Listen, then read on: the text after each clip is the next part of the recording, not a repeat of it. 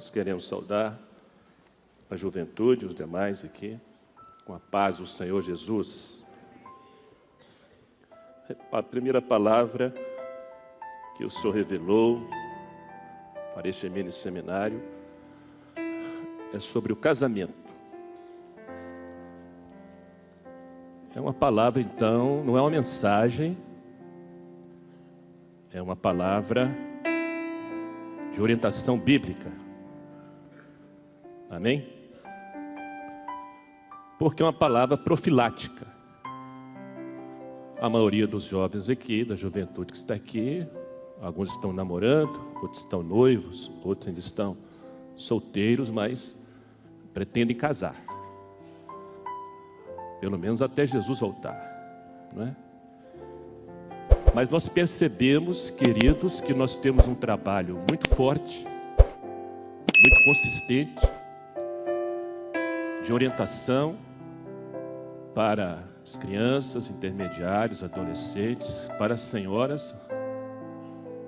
Mas, na minha percepção, existe uma lacuna, que é a questão da orientação para a juventude, com relação à vida conjugal, à vida matrimonial, no sentido bíblico. Amém? Então, gostaria de convidar os jovens para abrirmos, primeiramente, o livro de Gênesis, capítulo 1.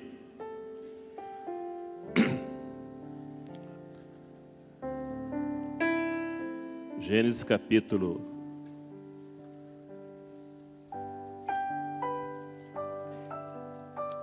2, versículo 24. Vamos ler em conjunto. Leiamos. Portanto, deixará o varão o seu pai e sua mãe, e apegar-se-á a sua mulher, e serão ambos uma carne. Então aqui o Velho Testamento, na criação, Deus instituindo o quê? O casamento. Amém? Agora nós vamos ao Novo Testamento para saber se Jesus confirma isso. Marcos, capítulo 10, a partir do versículo 7. Evangelho de Marcos, capítulo 10, versículos 7, 8 e 9. Vamos ler em conjunto. Leiamos. Por isso, deixará o homem, pai, e unir-se-á sua mulher, e serão os dois uma só carne. E assim, já não serão dois, mas uma só carne. Portanto, o que Deus ajuntou, não separe o homem. Então, no Velho Testamento, Deus instituiu o casamento. Jesus vem, confirma o seu ministério. Agora vamos, Efésios. Se o Espírito Santo confirma isso também, né? Através da doutrina para a igreja. Efésios 5. Então, estou mostrando para os irmãos aqui com relação ao casamento. É uma instituição confirmada por Deus, por Jesus, pelo Espírito Santo. Então, Efésios capítulo 5, a partir do versículo 31, 32 e 33. Vamos ler? Por isso, deixará o homem, seu pai, sua mãe, se unirá à sua mulher, e serão dois numa carne. Grande é este mistério. Digo, porém, a respeito de Cristo e da igreja. Assim também vós, cada um em particular, ame a sua própria mulher como a si mesmo, e a mulher reverencie o marido. Amém. Meus queridos, a Bíblia ensina que o casamento, ele é para a glória de Deus. A Bíblia ensina, mostrei para os irmãos aqui no Velho Testamento, nos Evangelhos e nas cartas de Paulo, que o casamento é um projeto de Deus, é uma instituição divina, foi criado no céu. O casamento é um dos maiores instrumentos de santificação para o homem. Os jovens que têm interesse em que o seu casamento funcione, porque a grande maioria, infelizmente, não está funcionando. Não está funcionando, sabe por quê? Porque aqui está o manual do fabricante. Quem criou o casamento, quem instituiu o casamento, sabe como fazer ele funcionar. Para o casamento funcionar, então eu expliquei aqui no início, que isso aqui não é uma mensagem, é uma orientação bíblica para os jovens. É uma palavra preventiva, profilática, para vocês se prepararem para o casamento. Deus estabeleceu princípios para que o casamento funcione. Então, se você atender, obedecer e seguir os princípios divinos, você sempre será feliz. Isso é uma escolha pessoal. Você opta pelo padrão do mundo, corra o risco. Você opta pelo padrão dos modismos, corra o risco. A responsabilidade é sua, não é minha. Você optou pelos princípios divinos, Deus vai honrar. Mas é uma escolha pessoal. Nós não estamos aqui para obrigar ninguém. A Bíblia mostra outra coisa, meus queridos, com clareza. A Bíblia mostra que não existe, preste atenção, não existe fidelidade estéril. Não existe fidelidade estéril.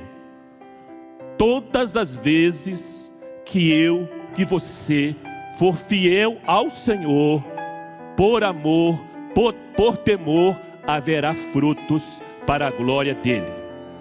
Se você é fiel nos seus pensamentos, se você é fiel nas suas atitudes, se você é fiel nos seus comportamentos, se você é fiel no seu testemunho, se você é fiel na sua fé, se você é fiel no seu compromisso com o Senhor, haverá frutos para a glória dele, porque não existe fidelidade estéril. Não existe.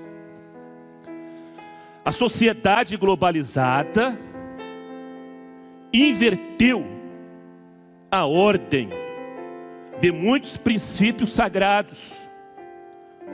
Por quê? Porque quando você inverte a ordem dos princípios divinos, você entra em decadência. Você entra em decadência moral, você entra em decadência emocional, você entra em decadência relacional, você entra em várias decadências, você entra em decadência de valores. Então, quando há decadência dos valores, existe o domínio da carne. A sociedade globalizada inverteu a ordem de muitos princípios divinos. Exemplo. Vamos abrir comigo aí o texto que nós já lemos do Evangelho de Marcos, capítulo 10, versículo 7. Vou pedir que um pastor aqui que possa ler o versículo. Marcos 10, 7, por favor. Por isso deixará o homem seu pai e a sua mãe, e unir-se-á a sua mulher. Amém. Qual que é a ordem que está aqui? Qual que é a ordem que está aí, que Deus estabeleceu a ordem? O homem primeiro deixa o pai, o rapaz, né, o jovem, homem, não um garoto mimado não, homem, que tem maturidade, que tem temor, que tem experiência com Deus, que quer servir a Deus, é um homem, não é um garotinho não. O homem deixa o seu pai e sua mãe e une a mulher. O verbo unir no original, meus irmãos, sabe o que significa? É como você pegar duas folhas bem finas, finíssimas, e colar as duas folhas.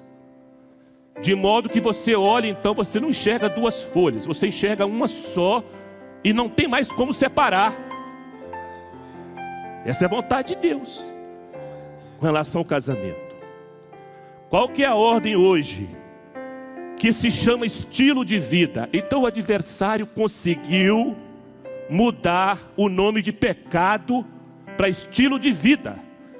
Então a ordem hoje não é o homem deixar o pai e a mãe e se unir à mulher, não. Ele se une primeiro à jovem, ele já começa a ter uma relação com ela, para depois deixar o pai e a mãe. Mas isso não se chama mais pecado, isso se chama estilo de vida. Deu para entender, Fábio? Então é uma inversão de valores. Então você inverteu o princípio divino, o que acontece com a sociedade? Ela vai entrando em decadência. É o resultado que está aí. Pode até ser, meus irmãos, uma pregação ou uma orientação politicamente incorreta e não moderna, mas é a palavra do Eterno. Se você quer seguir os princípios divinos, obedeça o manual do fabricante. Porque muitos casamentos estão desmoronando. Dentro das igrejas nós estamos falando, não estamos falando fora não, viu, querido? Vamos falar aqui rasgado aqui, bem claro para os irmãos. Porque muitos casamentos dentro das igrejas estão desmoronando. Porque a terra conjugal se tornou tão árida em nossa sociedade secular. Porque os casamentos não estão dando certos na sua grande maioria. Sabe por quê?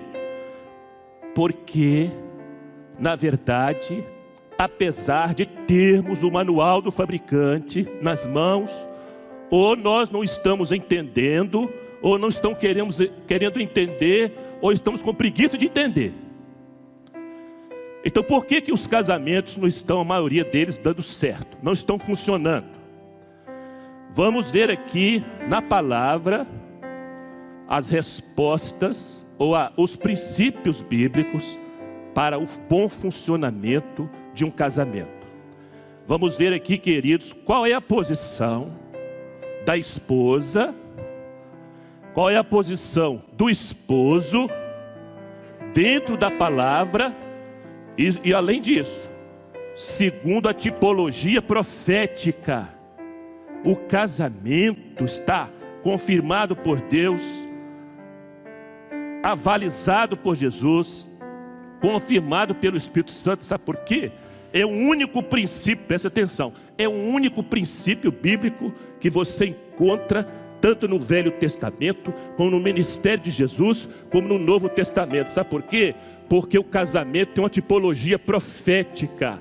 O casamento aponta para o grande casamento, a grande bodas que vai se cumprir, que é o arrebatamento, que é a união, que é o casamento do noivo celestial com a igreja.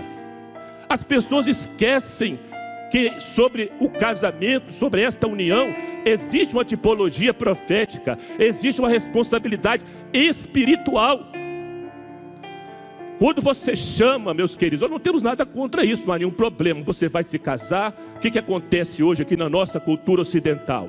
Você chama as pessoas que você gosta, que são mais próximas de você, para testemunhar no cartório o casamento, não é isso? Ainda existe isso? Existe, não existe? O que acontece depois? Depois testemunhas vão para casa, elas vão depois na festa do casamento e depois elas vão embora. E os problemas depois vêm para o casamento e as testemunhas estão cada uma no seu canto, exceto uma, que é Deus. Deus é a testemunha que vai estar no seu casamento dia e noite. E está profetizado lá no profeta Malaquias. Então vamos ver aqui que nós estamos falando aqui sobre tipologia profética. Nós lemos aqui Efésios, capítulo 5. Começa a partir do versículo 22, Paulo vai falando. Por revelação, o que ele fala? Ele fala: mulheres, as esposas. Mas o versículo 32, sabe o que ele fala? De repente, ele fala assim: grande é este mistério. Digo-o, porém, a respeito de Cristo e da igreja. Olha só, ele está doutrinando sobre o casamento. Ele está ensinando a posição da esposa no casamento. Ele ensina a posição do esposo no casamento. E de repente ele fala assim: mas grande é este mistério. Eu não estou falando só desse casamento aqui na terra, não. Eu estou falando do grande mistério, que é Cristo e a igreja. Então a esposa é tipo profético da igreja redimida, da igreja fiel. O esposo é tipo profético do Senhor Jesus, que morreu e entregou sua vida por amor à redimida. Esse é o simbolismo profético. Agora, qual é a posição da esposa dentro do casamento?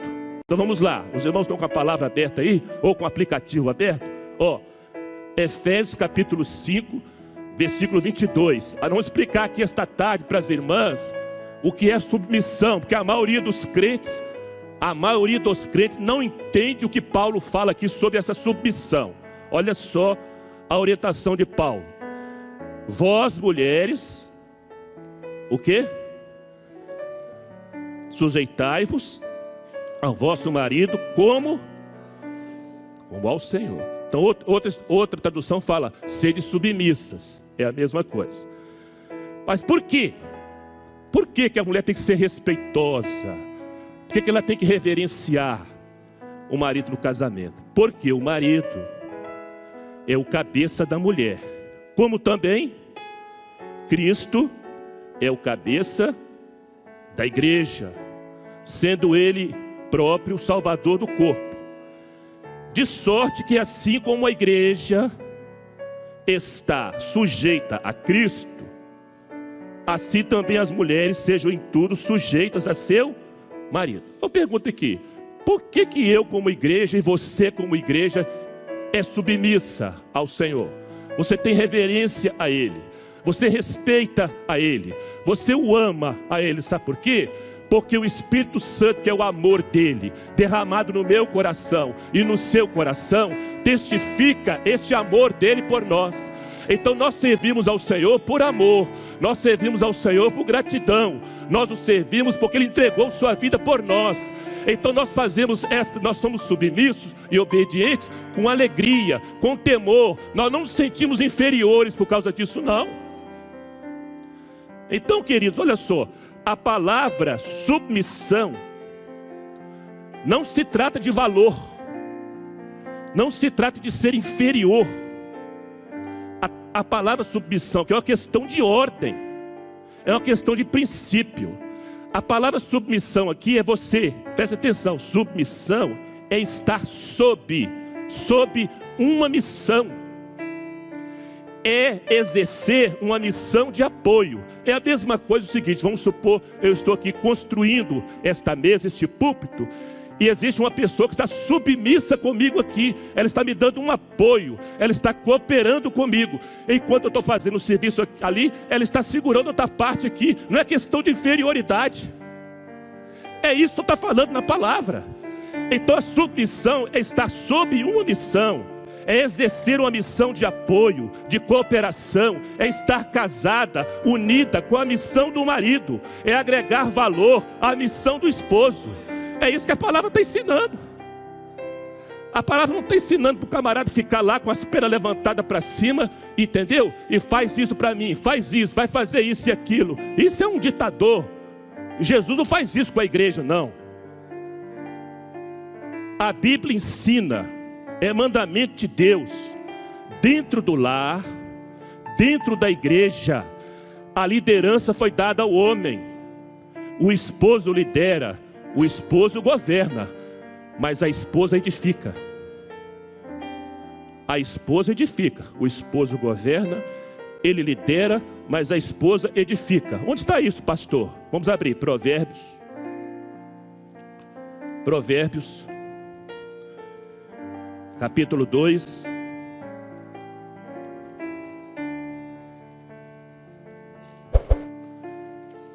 Eu vou ler aqui para adiantar. Provérbios capítulo 2, versículo 4. Capítulo 12, aliás. Provérbios 12, versículo 4. A mulher virtuosa é a coroa do seu marido, mas a que procede vergonhosamente é como apodrecimento nos seus ossos. Provérbios 14, 1. Toda mulher sábia, o quê? Edifica sua casa, mas a tola derriba com as suas próprias mãos. É o que está acontecendo nos casamentos. Então a palavra está ensinando aqui, preste atenção, meus irmãos. Olha só, vamos contar aqui Efésios capítulo 5, vamos voltar. Vamos contar quantos versículos tem de responsabilidade da posição da esposa dentro do casamento. Vamos contar quantos versículos tem. Capítulo 5 em Efésios, versículo 22. 22 é para as mulheres? Sim ou não? Um versículo. 23 é para as mulheres? Hein? É a explicação do primeiro. O 23 está explicando por que ela deve ser submissa. Deu para entender? O 24 é para as mulheres? Sim ou não? Sim, acabou. Daqui para frente, os outros próximos 7 versículos é para os homens. Olha só, meus queridos aqui. As irmãs agora vão ficar muito ao meu favor. Mas eu também não estou preocupado com isso não, né? Mas eu preciso da oração das irmãs. Olha só. A palavra ensina, agora rapaz, a palavra ensina que para um casamento funcionar, a responsabilidade do marido é mais do que o dobro do que da mulher. Sabiam disso? Está aqui na Bíblia, não estou inventando nada disso. Então, a palavra ensina o seguinte: a palavra ensina que a mulher deve ser submissa, respeitosa. Submissa é o quê? Está sob uma missão. É uma missão de apoio, é uma missão de cooperação, é agregar valor ao casamento. Essa é a posição. Você assumiu essa posição no seu casamento vai funcionar. Agora vamos ao esposo. Preparem-se, rapazes, agora. Viu? Para aquilo que é os princípios de Deus para vós outros. O que a palavra ensina? A partir do versículo 25. Vós, maridos, amai. Não, vossa mulher, é uma só. Não, lá em Marcos também fala no singular. Deixará o homem seu pai e sua mãe e se unirá à sua mulher. Não é suas mulheres, não. A Bíblia, quando Deus instituiu o casamento, bigamia e poligamia é coisa cultural de povos. Da parte de Deus, não. Da parte de Deus, não. É sua mulher. Entendeu? Aqui fala, maridos, amai vossa mulher, como também Cristo amou a igreja e a si mesmo se entregou por ela. Então, rapaz, meu jovem, você vai casar, você quer que o seu casamento funcione? Ame de verdade sua futura esposa. Como pastor que é este amor? Do jeito que está aqui na Bíblia, do jeito que o manual do fabricante está ensinando aqui.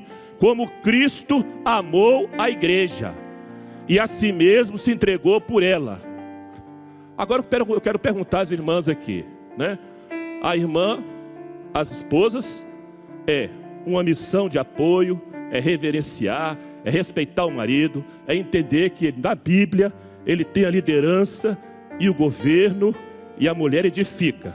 Agora sobre os homens: amai vossas mulheres, vossa mulher, como Cristo amou a igreja. Ó, meus irmãos, não é fácil isso não.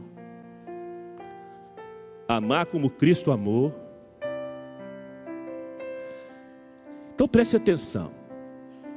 Quando há este padrão, quando há este nível de amor do esposo pela esposa, Quando há mesmo, não há dificuldade para a esposa voluntariamente ser submissa.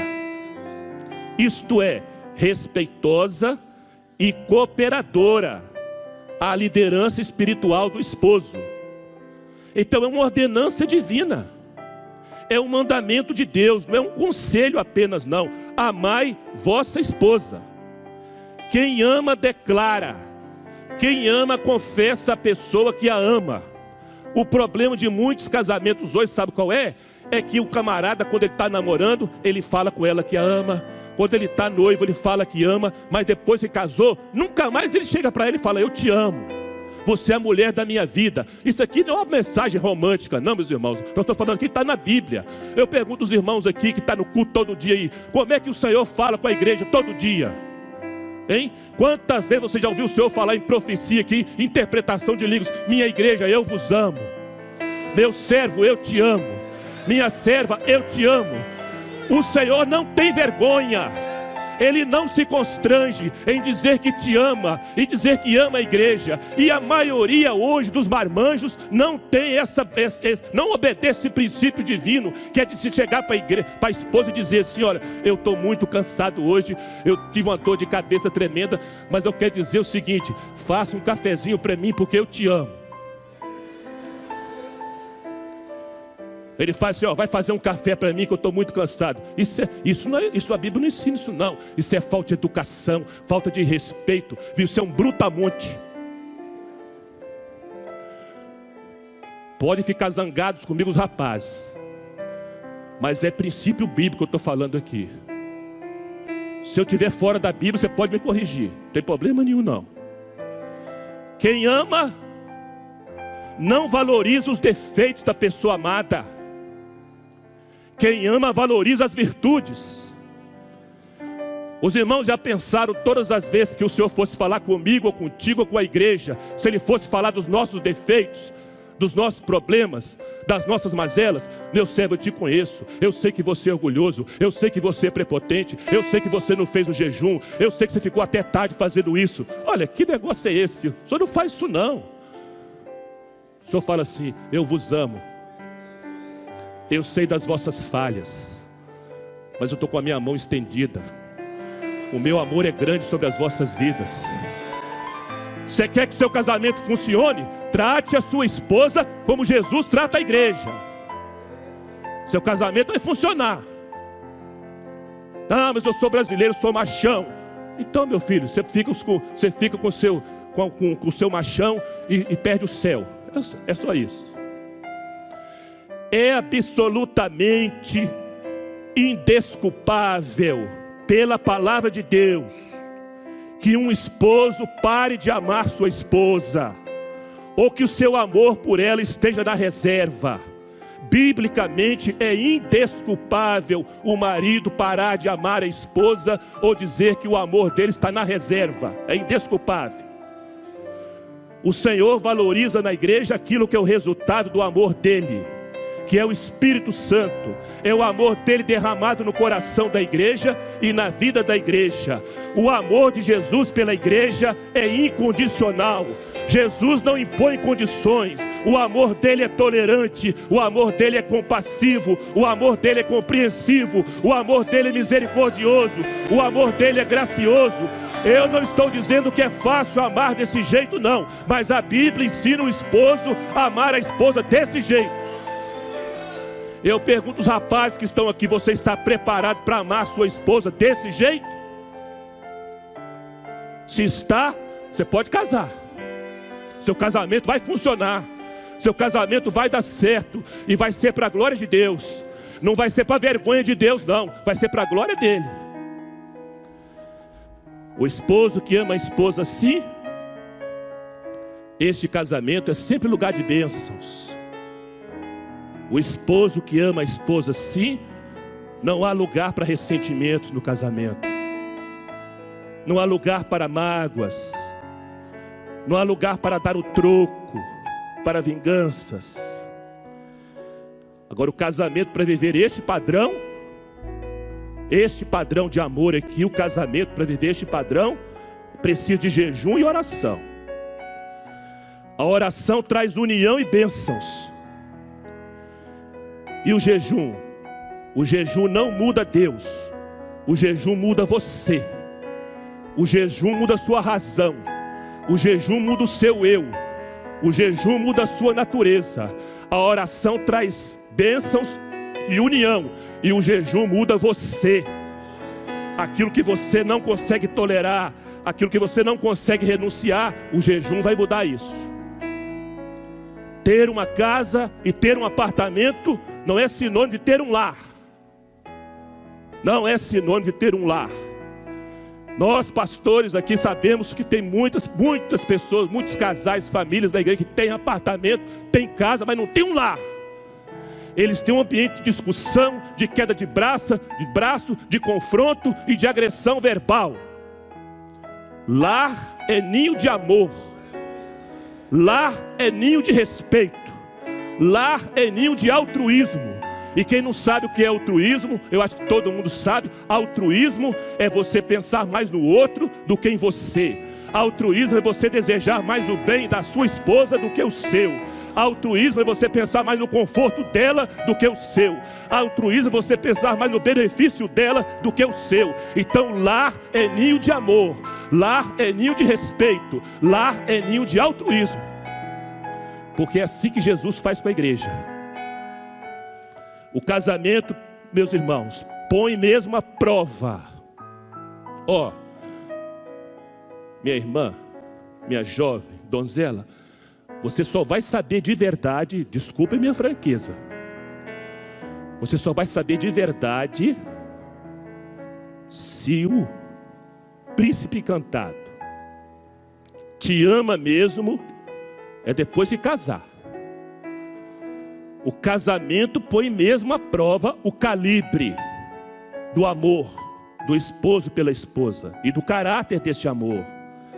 Sabe por quê? Porque à medida que os anos vão passando no casamento, a qualidade deste casamento será determinada cada dia mais pelo amor do esposo. Quanto mais o seu esposo te amar, mais qualidade o seu casamento terá. Por que os casamentos hoje estão perdendo a qualidade? Porque os anos vão passando e este amor do esposo vai esfriando. Porque à medida que a esposa se sente amada, cada dia que ela se sente valorizada, mais ela é reverente, mais ela tem aquela missão de apoio, mais ela está disposta a ficar ao lado dele. Então os anos vão passar, mas se a qualidade do amor do esposo continuar, a qualidade do casamento não cai. Os irmãos estão entendendo o que eu estou falando? Estão mesmo? Eu estou achando que não estão não, hein?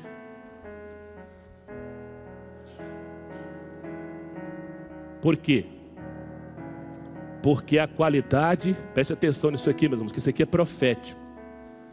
Porque a qualidade do amor do esposo pela esposa que vai tornar a esposa mais identificada com a igreja redimida. É o lado profético e sublime do casamento. Se você amar a sua esposa como Cristo amou a igreja e se entregou por ela, mais a sua esposa vai se identificar também com a posição da igreja redimida. E a glória do Senhor se manifesta nesse casamento. Isso não é questão, meus, isso aqui não é frase bonita não, meus queridos. Isso aqui é princípio bíblico. Os irmãos deveriam levar muito a sério essa palavra que o Senhor deu aqui nesta manhã, desta tarde. Então Deus tem um chamado, Ele tem uma ordenança, Ele tem um mandamento para o esposo: entregar sua vida por amor à esposa. Quando a esposa prova esse tipo de entrega do esposo por ela, a esposa vai refletir a beleza da humildade e submissão da igreja por Jesus. Qual é o propósito real do casamento? O propósito real do casamento é eu, pastor, conseguir, afinal de contas, alcançar um sonho que eu sempre tive, não é? E tal. É um troféu para mostrar para minhas amigas que não casaram ainda. Olha, o propósito real do casamento não é isso não. Isso pode ser, né, da cabeça, da mente, do mundo, entendeu? Desse padrão que está aí. Mas o propósito real do casamento é para a glória de Deus. O propósito real do casamento é que ambos, o esposo e a esposa, sejam conforme a imagem e pessoa do Senhor Jesus, cada um no seu papel profético. A esposa no seu papel profético, o esposo no seu papel profético. Quando este propósito é entendido, a glória de Deus se manifesta nesse casamento. Meus queridos, o amor não é egoísta. O amor não fere. O amor não agride. O amor não humilha. Não humilha. Muitos casamentos não estão dando certo por causa disso. É um ferindo ao outro, agredindo um ao outro, humilhando um ao outro. O amor não é isso não. O amor de Jesus pela igreja. E você tem que amar a sua esposa como Cristo amou a igreja. O amor exalta. O amor não se contenta somente em dizer que ama. O amor demonstra com atitudes. O amor é demonstrado com comportamentos. O amor é demonstrado com renúncia. Porque sobre você está uma responsabilidade espiritual. Amar a sua esposa como Cristo amou a igreja e se entregou por ela. Este amor maiúsculo, este amor superlativo, é o padrão do amor de Jesus pela igreja. Portanto, deve ser este o padrão de amor do esposo pela esposa. Toda esposa, toda jovem que está aqui, que um dia casar, se o seu esposo, seu futuro esposo te amar, como está dito na palavra, como é um princípio bíblico, seu casamento vai dar certo. Seu casamento vai funcionar. Você não vai passar vergonha. Você não vai envergonhar o nome de Deus. A glória de Deus vai se manifestar sobre a sua casa. A glória de Deus vai se manifestar sobre os seus filhos. O seu casamento será um testemunho. O seu casamento de verdade vai apontar para o grande casamento, para as grandes bodas, para o grande dia, para a grande festa, para a grande alegria, para a grande consagração, que é o casamento de Jesus com a igreja. Leve a sério a palavra do Senhor, atenda os princípios bíblicos e você será feliz. Seu casamento poderá passar por dificuldades nesta vida, mas a relação entre você e seu esposo, o amor do seu esposo por você, se cada dia melhorar a qualidade, se cada dia aumentar por você, se cada dia aumentar o respeito, se cada dia aumentar o carinho, você vai amá-lo também, você vai apoiá-lo, você está ao lado dele em todas as horas da vida. É assim que o Senhor quer para vocês esse casamento. Honrem a palavra do Senhor e Ele vai honrar a vossa vida, vai honrar a vossa união. Vamos colocar de pé e vamos louvar o Senhor.